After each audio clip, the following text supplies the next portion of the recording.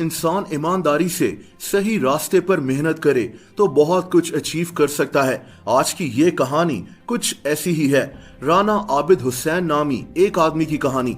ये जापान के अमीर तरीन पाकिस्तानी है। महंगी गाड़ियां, महंगे कपड़े, आलीशान लाइफस्टाइल। राना आबिद हुसैन के पास सब कुछ है। लेकिन आपको जानकर हैरत होगी कि राना आबिद हुसैन कभी फैसलाबाद के पास एक गांव में रहा करते थे। इन्होंने सिर्फ 8 क्लास तक पढ़ाई की हुई है।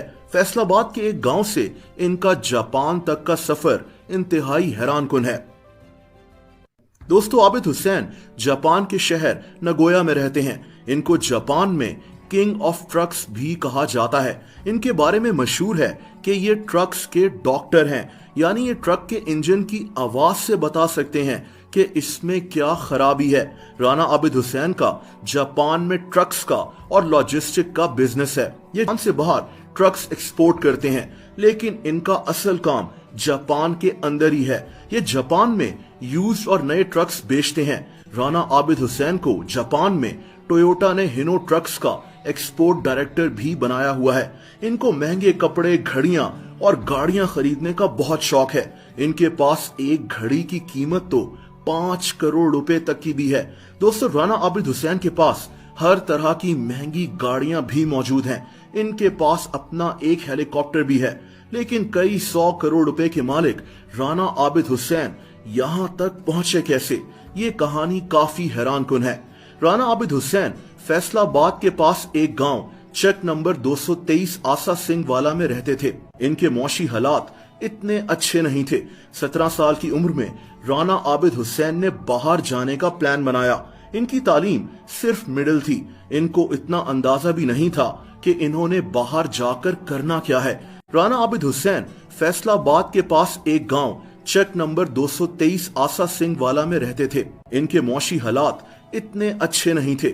17 साल की उम्र में राना आबिद हुसैन ने बाहर जाने का प्लान बनाया। इनकी तालीम सिर्फ मिडिल थी। इनको इतना अंदाजा भी नहीं था कि इन्होंने बाहर जाकर करना क्या है। लेकिन इनका जुनून इनको हांगकांग ले गया। हांगकांग से ये साउथ कोरिया पहुंचे और वहां से शिप में बैठकर गैर कानूनी तरीके से जापान पहुंच गए। जापान पहुंचकर इनको कोई आइडिया नहीं था कि आखिर करना क्या है। शुरू में तो इन्होंने अखबार भी बेचे, फैक्ट्रीज में भी काम किया, पेट्रोल पंप्स पर भी नौकरी की। कुछ दिन ऐसे भी थे जब राना आबिद हुसैन किसी पार्क में ही रात को सो जाया करते थे। लेकिन इन सब नौकरियों ने आबिद हुसैन को जापान के कल्चर को समझने में बहुत मदद की। दोस्तों, कोई हलाल काम छोटा या बड़ा नहीं होता। इंसान जो भी काम कर रहा हो उससे सीखकर जिंदगी में आगे बढ़ने की कोशिश करनी चाहिए। राना आबिद हुसैन भी यही कर रहे थे। कुछ साल शदीद मेहनत करने के बाद राना आबिद हुसैन के पास कुछ पैसे जमा हो गए। दोस्तों, इन्होंने अब कोई कारोबार करने का सोचा। इस दौरान इनकी जापान में काफी जान पहचान भी हो गई थी। इनको पता था कि जापान में ट्रक्स का काम काफी फायदेमंद हो सकता है। ट्रक्स को एक्सपोर्ट करना हो या फिर यूज्ड और नए ट्रक्स को जापान में ही बेचना हो। आहिस्ता आहिस्ता राना आबिद हुसैन इस काम में माहिर होते गए। जैसा कि मैंने आपको बताया कि इनकी महारत का ये आलम था कि इनके बारे में मशहूर हो गया कि ये ट्रक के इंजन की आवाज सुनकर बता सकते हैं कि इसमें मसला क्या है और इसकी कीमत कितनी होनी चाहिए। राना आबिद हुसैन भी ट्रक्स के मामले में जुनूनी थे। इनकी दिन रात की मेहनत ने इनको आज इस मकाम पर पहुंचा दिया है कि ये सालाना 300 करोड़ तक का बिजनेस करते हैं। इनको जापान का अमीर तरीन पाकिस्तानी भी कहा जाता है। दोस्तों, राना आबिद हुसैन चैरिटी करने में भी पीछे नहीं है। ये आए दिन अच्छे कामों के लिए डोनेशंस भी करते रहते हैं। ये 27 साल के बाद अब पाकिस्तान के लिए भी कुछ करना चाहते हैं और पाकिस्तान में भी आकर रहने लगे हैं। दोस्तों, अगर आप ऐसी ही मजीद मोटिवेशनल और सक्सेस स्टोरीज देखना चाहते हैं तो कमेंट्स करके जरूर बताएं। दोस्तों, आप लोग मुझसे इंस्टाग्राम पर भी कनेक्ट कर सकते हैं। उसका लिंक नीचे डिस्क्रिप्शन में मौजूद है। वीडियो पसंद आई हो तो वीडियो को लाइक जरूर कर दें।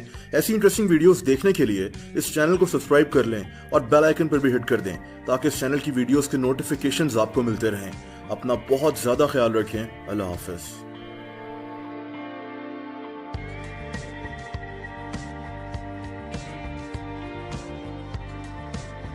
हुसैन भी यही कर रहे थे। कुछ साल शदीद मेहनत करने के बाद राना आबिद हुसैन के पास कुछ पैसे जमा हो गए। दोस्तों, इन्होंने अब कोई कारोबार करने का सोचा। इस दौरान इनकी जापान में काफी जान पहचान भी हो गई थी। इनको पता था कि जापान में ट्रक्स का काम काफी फायदेमंद हो सकता है। ट्रक्स को एक्सपोर्ट करना हो या फिर यूज्ड और नए ट्रक्स को जापान में ही बेचना हो, आहिस्ता आहिस्ता राना आबिद हुसैन इस काम में माहिर होते गए। जैसा कि मैंने आपको बताया कि इनकी महारत का ये आलम था कि इनके बारे में मशहूर हो गया कि ये ट्रक के इंजन की आवाज सुनकर बता सकते हैं कि इसमें मसला क्या है और इसकी कीमत कितनी होनी चाहिए। राना आबिद हुसैन भी ट्रक्स के मामले में जनूनी थे।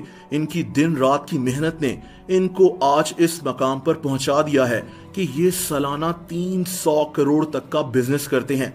इनको जापान का अमीर तरीन पाकिस्तानी भी कहा जाता है।